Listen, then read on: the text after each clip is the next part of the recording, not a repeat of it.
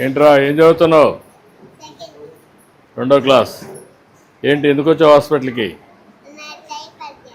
ఆ? టైఫాయిడ్ వచ్చిందా? ఎన్ని రోజులు వచ్చింది?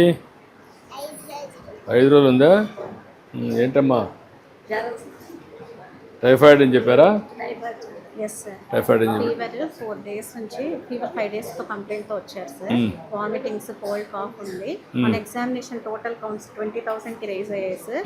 వైడాల్ 1:160 ఉంది. సో యాంటీబయాటిక్స్ మీద స్టార్ట్ చేశారు. Today 4th day sir admission. 4th day. బాగానే ఇంప్రూవ్ అయ్యాడు సార్. మామూలుగా ఎన్ని రోజులు పడుతుంది టైఫాయిడ్ వస్తే? 1 week. 1 week ఉండాల్సి వస్తుంది. ఏంటమ్మా నువ్వేంటి? హారిక. ఇన్ఫెక్షన్ 30,000 ఉంది సార్. యాక్చువల్గా వీళ్ళు మనకి 5వ తారీఖే వచ్చారు సార్. ఆ రోజు అడ్మిట్ అవ్వమంటే అడ్మిట్ అవ్వాలి. బయట ట్రీట్మెంట్ ఆర్ఎంపీస్ దగ్గరికి వెళ్ళారు, మళ్ళీ వచ్చారు. ఈసారి టోటల్ కౌంట్స్ 30,000 ఉన్నాయి. 4 days ట్రీట్మెంట్ తర్వాత ఈరోజు 6,000కి వచ్చాయి సార్.